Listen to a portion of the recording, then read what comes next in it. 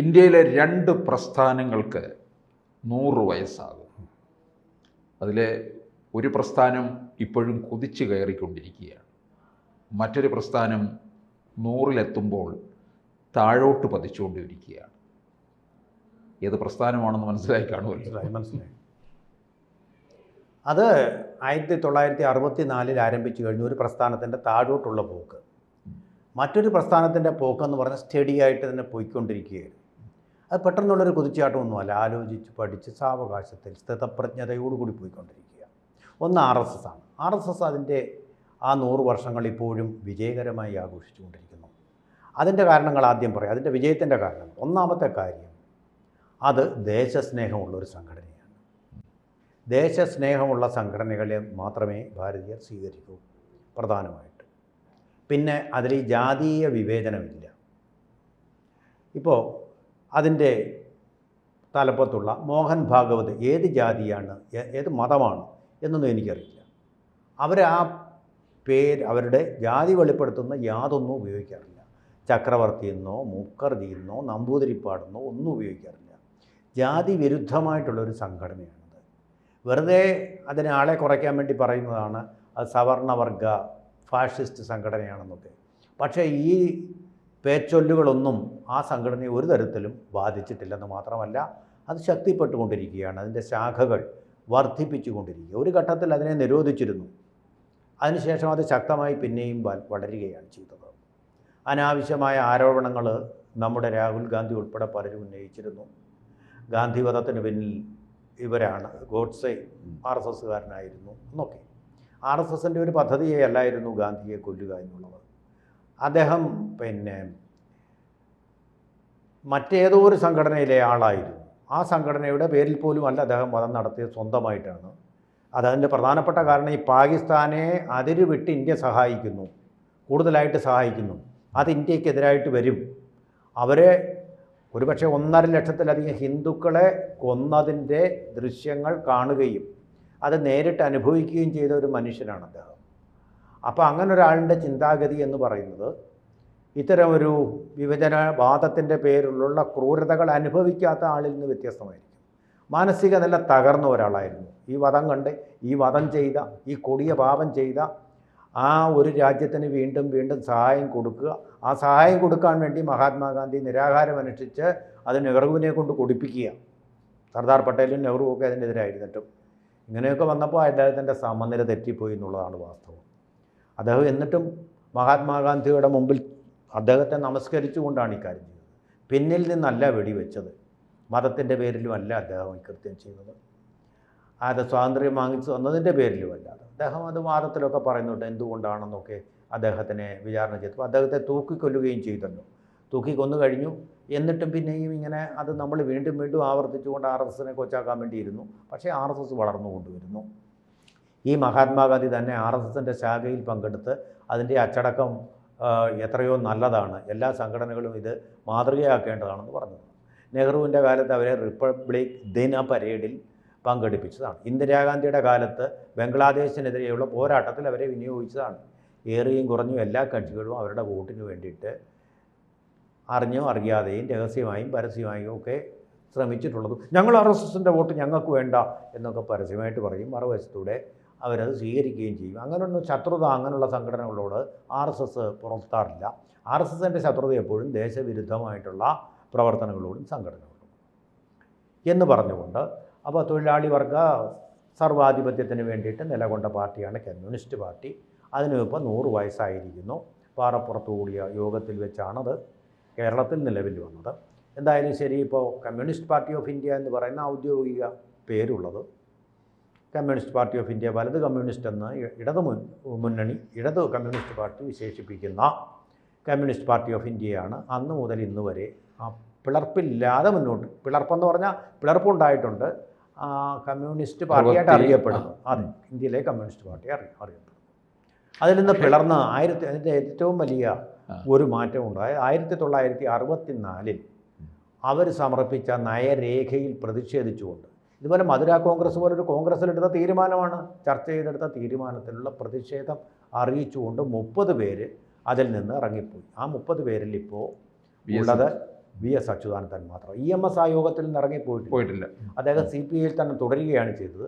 പക്ഷെ പിന്നെ അദ്ദേഹം ബുദ്ധി കൂർമ്മയുള്ള ആളാണല്ലോ, അതുകൊണ്ട് ഈ ഭാഗത്ത് നിന്നാലേ പാർട്ടിക്ക് ഭാവിയുള്ളൂ എന്ന് വിചാരിച്ച് അദ്ദേഹം പോന്നു കഴിഞ്ഞു. കമ്മ്യൂണിസ്റ്റ് പാർട്ടി പിന്നെയും പിളർന്നതെങ്ങനെ? ഇവർക്ക് അടിയന്തരാവസ്ഥയെ തുടർന്ന് കമ്മ്യൂണിസ്റ്റ് പാർട്ടി ഓഫ് ഇന്ത്യ മാർക്സിസ്റ്റിന് കൂടുതൽ സീറ്റുകൾ കിട്ടുകയും EMS ഞങ്ങളുടെ ലൈനാണ് ശരിയെന്ന് കാലം തെളിയിച്ചു എന്ന് പറയുകയും ചെയ്തു. എങ്ങനെയായിരുന്നത്? RSS ഉൾപ്പെടുന്ന ജനതാ പാർട്ടിയോട് സഹകരിച്ചുകൊണ്ടും പല RSS നേതാക്കളോടും, RSSൽ നിന്ന് വിട പറഞ്ഞിട്ടില്ലാത്ത പല നേതാക്കളോടുമൊപ്പം KG മാരാർ ഉൾപ്പെടെ വേദി പങ്കിട്ടുകൊണ്ടും നേടിയ വിജയമായിരുന്നു CPMൻ്റേത്. അപ്പോഴാണ് EMS പറഞ്ഞത് ഞങ്ങളുടെ ലൈനായിരുന്നു ശരിയെന്ന്. അത് ഓർക്കേണ്ട വസ്തുതയാണ്, ചരിത്ര വസ്തുതയാണ്. കോൺഗ്രസുമായിട്ട് കൂട്ടുകൂടിയായിരുന്നു CPIയുടെ നിലനിൽപ്പ്. ഇന്ദിരാഗാന്ധി പരാജയപ്പെട്ടപ്പോൾ സ്വാഭാവികമായിട്ടും അവരുടെ സീറ്റ് കുറഞ്ഞു. പക്ഷേ 10 കോൺഗ്രസ്സിൽ CPI ഒരു തീരുമാനമെടുത്തു, പെട്ടെന്ന് ഇരുത്തിയാടി ഒരു തീരുമാനം. SA ഡാങ്കയെ അങ്ങ് പുറത്താക്കി. പകരം C രാജേശ്വർ റാവുവിനെ അവരുടെ പ്രസിഡൻ്റാക്കി മാറ്റി. ചെയർമാനായിരുന്നു ഡാങ്കെ, നല്ലൊരു പദവി. ആ ചെയർമാനെ എടുത്തു മാറ്റി. എന്താ കാര്യം? കോൺഗ്രസുമായിട്ട് സഖ്യം വേണമെന്നായിരുന്നു അദ്ദേഹത്തിൻ്റെ നിലപാട്, അങ്ങനെ പോകണമെന്നായിരുന്നു. SA ഡാങ്കെ എന്ന് പറയുന്ന ചില്ലറ നേതാവൊന്നും അല്ല കേട്ടോ. SA ഡാങ്കെയാണ് പാർലമെൻറ്റിൻ്റെ ഗേറ്റ് കടന്ന് അകത്ത് കയറി സമരം ചെയ്ത ധീരനായ ഒരു കമ്മ്യൂണിസ്റ്റ് പോരാളിയായിരുന്നു അദ്ദേഹം. പുഷ്പം പോലെ അദ്ദേഹത്തിനെ എടുത്തു കഴിഞ്ഞു.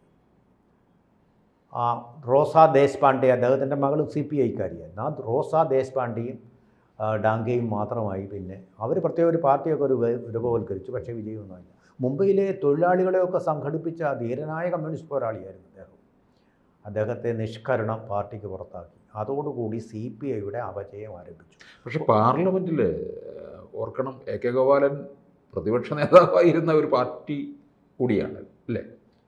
CPMനെ നമ്മളങ്ങ് വിടുക. CPIയുടെ കാര്യമല്ല നമ്മൾ പറഞ്ഞു വരുന്നത്. അതെ, CPIയിലേക്ക് വന്നു കഴിഞ്ഞാൽ CPI നയം തിരുത്തി ഇടതുപക്ഷ ഐക്യത്തിന് വേണ്ടി ആഹ്വാനം ചെയ്തുകൊണ്ടിരുന്നു. എന്താ? CPMന് ഈ പാർട്ടി സ്വയം നശിച്ചു കാണാനായിരുന്നു ആഗ്രഹം. തങ്ങളുടെ കൂട്ടിയാൽ ഇതിലെ കുറേ നേതാക്കൾക്കെങ്കിലും സീറ്റുകളും സ്ഥാനങ്ങളും നൽകേണ്ടി വരുമല്ലോ എന്ന് വിചാരിച്ചിട്ട് CPI സ്വയം അങ്ങ് നശിച്ചോളും എന്നൊരു വിചാരത്തിൽ അവർ മുന്നോട്ട് പോയി. അതുതന്നെയാണ് CPIയുടെ ഈ ശോഷണത്തിൻ്റെ. അവർ കോൺഗ്രസിനോട് കൂടിയപ്പോൾ CPIയെ സഹായിക്കുകയാണ് കോൺഗ്രസ് ചെയ്തത്. നോക്കൂ, കേരളത്തിലെ ഏറ്റവും ഖ്യാതി കേട്ട മുഖ്യമന്ത്രി ആരാ? അച്യുതമേനോൻ. സംശയമുണ്ടോ? കേരളത്തിൻ്റെ വികസന പേര് മുന്നോട്ട് കൊണ്ടുപോയിട്ടുള്ള പല വികസന കാര്യങ്ങളിലും നടന്നത് അച്യുതമേനോൻ, തൃശ്ശൂർകാരനായ അച്യുതമേനോൻ്റെ കാലത്ത്. സംശയമല്ലോ ഉണ്ടോ? ഇപ്പോഴും ആ സ്ഥാപനങ്ങൾ നിലനിൽക്കുക? ആർക്കാതെ നിഷേധിക്കാൻ കഴിയാവുന്നത്? ശ്രീത്ര മെഡിക്കൽ സെൻ്റർ. ആ അച്യുതമേനോന്, ചേലാട്ട് അച്യുതമേനോന് നിൻ്റെ അമ്മയുടെ ഓട്ടം ഞങ്ങൾക്കാ എന്ന് പറഞ്ഞ CPMൻ്റെ കൂടാണ്. ഉള്ളിൽ CPIയോട് അസൂയുള്ള CPMൻ്റെ കൂടെ അവരുടെ കൂട്ട്. അതോടുകൂടി അവരുടെ നാശം തുടങ്ങി. ആ കൂട്ടുകെട്ടോടി ഡാങ്കെ തന്നെ ആയിരുന്നു ശരി. ഡാങ്കയുടെ മാർഗത്തിലൂടെ പോയിരുന്നെങ്കിൽ കോൺഗ്രസിനോടൊപ്പം BJPയെ ഒഴിവാക്കിക്കൊണ്ടുള്ളൊരു കേന്ദ്ര ഭരണത്തിന് വരെ അവർക്ക് സാധിക്കുമായിരുന്നു. CPIയുടെ ലൈനായിരുന്നു വാസ്തവത്തിൽ ശരി. കോൺഗ്രസിനോടൊപ്പമാണ് കൂട്ടുകെട്ടേണ്ടിയിരുന്നത്. ഇത് സുന്ദരയെ സ്ഥാപിച്ചിട്ടുണ്ട്. P Sundarayya party general secretary ആയിട്ട് തിരഞ്ഞെടുത്ത് കഴിഞ്ഞിട്ട് ജനതാ പാർട്ടിയുടെ ഭരണം വന്നിട്ട് അദ്ദേഹം 14 ദിവസത്തിനകം രാജിവെച്ചു. കാരണം എന്താ? ജനസംഘത്തിൻ്റെ ആൾക്കാരെ, RSSൻ്റെ ആൾക്കാരെ ഉൾപ്പെടുത്തിക്കൊണ്ടുള്ള മന്ത്രിസഭയ്ക്ക് നമ്മൾ പിന്തുണ കൊടുക്കേണ്ട, അവരുമായിട്ട് ചേർന്ന് വേദി പങ്കിടരുതെന്ന് പറഞ്ഞുകൊണ്ടാണ്. CPI എടുത്ത അതേ നിലപാട് തന്നെയാണ് സുന്ദരയെ എടുത്തുകൊണ്ട് രാജിവെച്ച് പോയത്. അതായിരുന്നു ശരി. അവരിങ്ങനെ രണ്ടായിട്ട് പിളർന്ന് 2 ധ്രുവങ്ങളിലായി കഴിഞ്ഞതോടുകൂടി പാർട്ടിയുടെ ശിഥിലീകരണം ആരംഭിച്ചു. ഒറ്റയ്ക്ക് നിന്നപ്പോൾ ബീഹാറിൽ നിന്ന് വളരെയധികം സീറ്റുകൾ പിടിച്ചിട്ടുള്ള പാർട്ടിയാണ് CPI. CPMനേക്കാൾ കൂടുതൽ സീറ്റുകൾ അവർക്ക് കിട്ടിയിരുന്നു. ബംഗാളിൽ CPM സ്ഥിരമായിട്ട് മന്ത്രിസഭ ജ്യോതിബാസുവിൻ്റെ ഇന്നിപ്പോൾ ആകെ ഉള്ളത് തമിഴ്നാട്ടിൽ നിന്നുള്ള സീറ്റ് മാത്രമാണ്. അത് DMKയുടെ പിന്തുണയോടെ കിട്ടുന്നത്. ഇനി അടുത്തതിൽ അതും ഉണ്ടാകാൻ പോകുന്നില്ല. കാരണം DMK നിലം പതിക്കാൻ പോവുക, അതും ഉണ്ടാവില്ല. ഇപ്പോൾ വരാൻ പോകുന്നതെന്നു പറഞ്ഞാൽ ഈ പാർട്ടികൾ ശോഷിച്ചു. ലോക കമ്മ്യൂണിസം തകർന്ന ആ ഈണത്തിൽ അവർ തകർന്നു. പക്ഷേ കോൺഗ്രസിനോടൊപ്പം നിന്നിരുന്നെങ്കിൽ നിരവധി തെറ്റുകൾ സംഭവിച്ചു. ആർക്കാ തെറ്റുകൾ പിന്നെ സംഭവിക്കാത്തത്? പക്ഷേ അവർ തിരുത്തി വീണ്ടും അധികാരത്തിൽ വന്നല്ലോ, ജനങ്ങൾ പിന്തുണച്ചു. ആ സമയത്ത് CPI കോൺഗ്രസിനോടൊപ്പം ഉണ്ടായിരുന്നെങ്കിൽ CPIക്ക് വലിയ നേട്ടങ്ങൾ ഉണ്ടാക്കാൻ കഴിയുമായിരുന്നു. വലിയ നേട്ടങ്ങളിലേക്ക് അവർക്ക് പോകാൻ കഴിയുമായിരുന്നു. ഈ ഐക്യമെന്നും പറഞ്ഞ് ഇവരുടെ ഐക്യമൊട്ട് നടന്നോ? കമ്മ്യൂണിസ്റ്റ് പാർട്ടികൾ ഒന്നാവണം എന്ന് പറഞ്ഞ് അവർ നടന്നോ? അത് വർഗീയ സംഘടനകളായ കേരള കോൺഗ്രസിൻ്റെയും ഒക്കെ കൂടി കേരള കോൺഗ്രസിൻ്റെ കൂടി ഒക്കെ അവർക്ക് മന്ത്രിസഭയിൽ ഇരിക്കേണ്ട ഗതികേടല്ലേ ഇപ്പോൾ വന്നിരിക്കുന്നത്. എന്ത് കമ്മ്യൂണിസം ഇത്? അഴിമതിക്കാരുടെ കൂടെയും അധികാരം പങ്കിട്ടുകൊണ്ട്. ഇപ്പോൾ അന്നത്തെ സി രാജേശ്വർ റാവു, അതുപോലെ തന്നെ ഇന്ദ്രജിത് ഗുപ്ത, എന്ത് തല ഉയർച്ചയുള്ള നേതാക്കളായിരുന്നു അവർ. അങ്ങനെ ഒരൊറ്റ നേതാവിനുണ്ട്. CPI കേരളത്തിലെ നോക്കിയാലും ഒമ്പൻ നേതാക്കന്മാരുണ്ടായിരുന്ന ഒരു പട്ടികയല്ലേ. പിന്നെ എത്രയോ നല്ല നേതാക്കന്മാരുണ്ടായിരുന്നു. ചിദംബരനോടൊപ്പം പറയാവുന്നതാണ് PK വാസുദേവൻ, MN ഗോവിന്ദൻ നായർ. ആ MN ഗോവിന്ദൻ നായരുടെ കാര്യം പറഞ്ഞു കഴിഞ്ഞാൽ, MN ഗോവിന്ദൻ നായരാണ് പാർട്ടിയെ ആദ്യമായിട്ട്, കമ്മ്യൂണിസ്റ്റ് പാർട്ടി ആദ്യമായിട്ട് കേരളത്തിൽ അധികാരമെത്തിയ പാർട്ടി സെക്രട്ടറി അദ്ദേഹമായിരുന്നു. MN ഗോവിന്ദൻ നായർ ഏറ്റവും ജനകീയനായിട്ടുള്ള നേതാവ്. അത്തരം നേതാക്കളുണ്ടായിട്ടും ആ പാർട്ടിക്ക് വളരാൻ മുന്നോട്ട് പോകാൻ കഴിഞ്ഞിട്ടില്ല. പക്ഷേ കോൺഗ്രസിനോടുള്ള സഖ്യം വേണ്ടെന്ന് വെച്ചതാണ് ആ പാർട്ടി നശിക്കാനുണ്ടായ പ്രധാനപ്പെട്ട കാരണം.